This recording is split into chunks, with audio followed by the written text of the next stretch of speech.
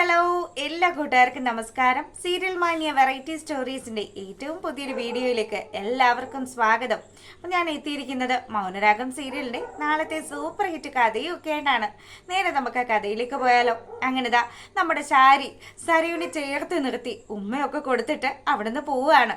അപ്പം തൻ്റെ അമ്മയ്ക്ക് പെട്ടെന്ന് ഇങ്ങനെയൊക്കെയുള്ളൊരു മാറ്റമൊക്കെ കാണുന്ന സമയത്ത് നമ്മുടെ സരയു ആണെങ്കിലോ, മനുവേട്ട അമ്മയുടെ സ്വഭാവത്തിൽ മൊത്തത്തിലൊരു മാറ്റമുണ്ട്, അമ്മയ്ക്ക് എന്തൊക്കെയോ ടെൻഷനുണ്ട് എന്നൊക്കെ പറഞ്ഞ് മനോഹറിനോട് സംസാരിക്കുമ്പം ഇനി ഇവരെൻ്റെ രഹസ്യങ്ങൾ വല്ലതും അറിഞ്ഞിട്ടായിരിക്കുമോ ഇങ്ങനെയൊക്കെ പെരുമാറുന്നത് എന്നോർത്തിങ്ങനെ ടെൻഷൻ അടിച്ച് നിൽക്കുമ്പം അങ്ങനെയാണെങ്കിൽ ഈ രീതിയിലായിരിക്കില്ലല്ലോ പെരുമാറുക. എന്തായാലും അങ്ങനെ ഒരു സത്യസന്ധമായിട്ടുള്ള കാര്യങ്ങളൊക്കെ അറിഞ്ഞു കഴിഞ്ഞാൽ ശാരി ഉറപ്പായിട്ടും തന്നെ ഇവിടെ നാട്ടി ഓടിക്കുമെന്നുള്ള കാര്യത്തിൽ മനോഹറിന് ഒരു സംശയവും ഇല്ല. അങ്ങനെ അവൻ അവിടെ നിന്ന് ആലോചിക്കുമ്പോഴത്തേക്കിനും മനുവേട്ടാ, ഇനി അമേരിക്കയിലെ ബിസിനസ്സുകളൊക്കെ നമുക്ക് അവിടെ പോയി നോക്കി നടത്തണം, നമുക്ക് അമ്മയും കൂട്ടിയിട്ട് അങ്ങോട്ടേക്ക് പോവാം, നമ്മുടെ കുഞ്ഞ് ജനിക്കേണ്ടത് അമേരിക്കയിലാണെന്നൊക്കെ പറഞ്ഞ് സരയു മനോഹറിനോട് സംസാരിച്ചു. അപ്പം മനു ആണെങ്കിലോ, അതിനെന്താ മോളെ, ഒരു വിഷയവും ഇല്ല, ദേ അമ്മയുടെ ഈ ടെൻഷനും കാര്യങ്ങളും ഒക്കെ മാറും, നമുക്ക് പിറക്കാൻ പോകുന്ന കുഞ്ഞ് ഇനി അമേരിക്കയിലെ സന്തതിയായിട്ട് തന്നെ വളരട്ടെ എന്നും പറഞ്ഞ് ഇവ വലിയ കാര്യത്തിൽ സരയുവിൻ്റെ വയറിലൊക്കെ ഇങ്ങനെ തലോടി നിൽക്കുകയാണ്. പിന്നീടാണെങ്കിലോ നമ്മളെ കാണിക്കുന്നത് ശാരിയാണ്. ശാരി ആ ഒരു ഗേറ്റ് കടന്ന് പുറത്തിറങ്ങുന്ന ആ ഒരു സമയത്ത് അവൾ കാണുന്നത് താരയാണ്. താരത തൻ്റെ വീട്ടുപടിക്കൽ വരെ, അതും തൻ്റെ മകള് സ്വന്തം മകളാണെന്നും പറഞ്ഞ് ചോദിച്ചുകൊണ്ട് ഇങ്ങനെ വരുന്ന സമയത്ത് എല്ലാ കലിയും നമ്മുടെ ബഗാസുരനോടുള്ള എല്ലാ ദേഷ്യവും താരയോട് വെച്ച് തീർക്കാൻ തുടങ്ങി. അപ്പം നമ്മുടെ ശാരിയുടെ ഈ ഒരു സമീപനം താരയ്ക്ക് ഏകദേശം അറിയാവുന്നതാണ്. അത്യാവശ്യം നല്ല രീതിയിൽ തന്നെ ശാരി ഉപദ്രവിക്കുകയൊക്കെ ചെയ്യുമെന്നും താരയ്ക്കറിയാം. എന്നാലും സ്വന്തം മകളെ കാണാനുള്ള ആ ഒരു അമ്മയുടെ ആഗ്രഹം കൊണ്ട് തന്നെയാണ് നമ്മുടെ താര അവിടെ വന്നിട്ടുള്ളത്. അപ്പം ശാരി, നിനക്ക് എന്ത് കാര്യം ഇരിക്കുന്നു, നീ എന്തിനാ എൻ്റെ വീട്ടിലേക്ക് വീണ്ടും വീണ്ടും കടന്നു വരുന്നത് എന്നും പറഞ്ഞ് ദേഷ്യപ്പെടുമ്പോഴത്തേക്കിനും താരയാണെങ്കിലോ ആക്ഷൻ കാണിക്കാൻ തുടങ്ങി. എൻ്റെ കുഞ്ഞാണ് അകത്തുള്ളത്, എനിക്ക് അവളെയാണ് കാണേണ്ടതെന്നും പറഞ്ഞ് ഇങ്ങനെ ആക്ഷൻ കാണിക്കുമ്പോഴത്തേക്കിനും പെട്ടെന്ന് തന്നെ ശാരിയാണെങ്കിലും, ഇവിടെ നിൻ്റെ കുഞ്ഞൊന്നും ഇല്ല, ഇവിടെ ഞാൻ നൊന്ത് പ്രസവിച്ച എൻ്റെ കുഞ്ഞാണുള്ളത്, ഇനിയും നീ ഇവിടെ നിന്ന് ചലച്ചു കഴിഞ്ഞാൽ ഞാൻ എന്താ ചെയ്യുന്നതെന്ന് എനിക്ക് പോലും നിശ്ചയം ഉണ്ടാവില്ല എന്നും പറഞ്ഞ് ശാരി കലി തുള്ളി നിൽക്കുമ്പോഴത്തേക്കിനും താരയാണെങ്കിൽ പിന്നീട് ഇങ്ങനെ കാണിക്കുകയാണ്, എൻ്റെ മോളാണ്, എൻ്റെ മോളെ എനിക്ക് കാണണമെന്നും പറഞ്ഞ് ആക്ഷൻ കാണിക്കുമ്പോഴത്തേക്കിനും ശാരിയാണെങ്കിലോ, ഇനിയും നീ എൻ്റെ കുഞ്ഞിനെ തിരക്കി വന്നാൽ നിന്നെ ഞാൻ കൊന്നു കളയുമെന്നും പറഞ്ഞ് തീർത്തു അങ്ങ് പറഞ്ഞു. അപ്പം താരയ്ക്ക് പേടിയായി. ശാരിയും ശാരിയുടെ മകളും ഒക്കെ എന്തിനും പോകുന്ന ആൾക്കാരാണെന്ന് താരയ്ക്ക് അറിയാലോ. അങ്ങനെ താര അവിടുന്ന് പോകുന്ന ആ ഒരു സമയത്താണെങ്കിൽ ഇതൊക്കെ കണ്ടുകൊണ്ട് നമ്മുടെ ബഗാസുരൻ അവിടെ അങ്ങനെ നിൽക്കുകയാണ്. അപ്പോൾ ദാ ബഗാസുരൻ ഈ കാര്യങ്ങളൊക്കെ കണ്ട കാര്യം ശാരിയും കണ്ടു. ശാരി നേരെ പോകുന്നത് സത്യങ്ങളൊക്കെ അറിയുന്നതിന് വേണ്ടിയിട്ട് ഡോക്ടറെ കാണാനായിട്ടാണ്. അങ്ങനെ ശാരി പോയി. അതിനുശേഷമാണെങ്കിലോ ഇതെന്താണ് തൻ്റെ അമ്മായിയമ്മയ്ക്ക് പറ്റിയതെന്ന് അറിയാതെ നമ്മുടെ മനോഹരനാണെങ്കിൽ ടെൻഷൻ അടിച്ച് നിൽക്കുകയാണ്. എന്തൊക്കെ വന്നാലും സത്യങ്ങൾ കണ്ടെത്തണമല്ലോ. അതിന് വേണ്ടിയിട്ട് പുള്ളിക്കാരൻ നമ്മുടെ ബഗാസുരൻ്റെ റൂമിലെത്തി. അപ്പം എന്താ നിങ്ങൾക്ക് വലിയൊരു ആലോചനയും കാര്യങ്ങളും ഒക്കെ ആണല്ലോ, എന്ത് പറ്റി, നിങ്ങളുടെ ഭാര്യയ്ക്ക് എന്തൊക്കെയോ ഒരു മാറ്റം ഉണ്ടല്ലോ എന്നൊക്കെ പറഞ്ഞ് നമ്മുടെ മനു സംസാരിക്കുമ്പോഴത്തേക്കിനും, എടാ നിന്നെ പോലെയുള്ള ഒരുത്തനെ വിശ്വസിച്ചാണ് എൻ്റെ മകളും ഭാര്യയും ഒക്കെ ജീവിക്കുന്നത്. പിന്നെ എനിക്ക് നിന്നോട് പറയാനുള്ളത്, അധിക കാലം ഒന്നും നിനക്ക് ആരെയും പറ്റിച്ച് ജീവിക്കാൻ പറ്റില്ല. അപ്പം ഇതൊക്കെ കേട്ട് ചെറുതായിട്ടൊന്ന് പുഞ്ചിരിച്ചുകൊണ്ട് നമ്മുടെ മനോഹരനാണെങ്കിലോ, എന്നെക്കാളും വലിയ ഫ്രോഡാണല്ലോ നിങ്ങളുടെ കള്ളത്തരങ്ങൾ ഇത്രയും കാലമായിട്ടും നിങ്ങളുടെ ഭാര്യ കണ്ടുപിടിച്ചിട്ടില്ലല്ലോ.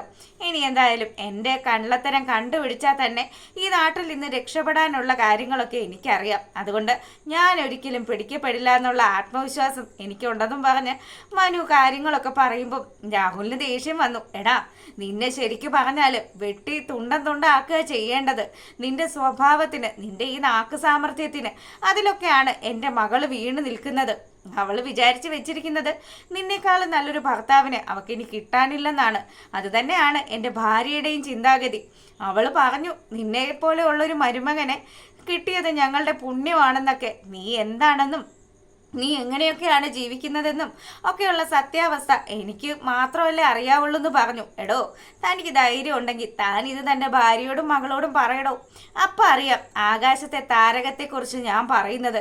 അപ്പം ഇങ്ങനെയൊക്കെ പറഞ്ഞു കഴിയുമ്പം രാഹുലിന് പേടിയായി. താരയും അതുപോലെ താനും തമ്മിലുള്ള ആ ഒരു ബന്ധം, അത് ഇവനെങ്ങാനും ശാരിയുടെ അടുത്ത് പറഞ്ഞാൽ പിന്നെ തീർന്നല്ലോ. താൻ എന്തായാലും അധിക നാൾ സുഖമായിട്ട് ജീവിക്കുമെന്ന് തോന്നുന്നില്ല. തൻ്റെ ഭാര്യ ഏതാണ്ടൊക്കെ അറിഞ്ഞ സ്ഥിതി തന്നെയാണ്. അതെ, അവര് ഒന്നെങ്കിൽ ഞാൻ ഫ്രോഡാണെന്നുള്ള കാര്യം അറിയണം, അല്ലെങ്കിൽ താൻ പക്ക ഫ്രോഡാണ് എന്നുള്ള കാര്യം അവർ മനസ്സിലാക്കി കാണും. എന്തായാലും ഇതിൽ രണ്ടിലും ഏതോ ഒന്ന് സംഭവിച്ചിട്ടുണ്ട്.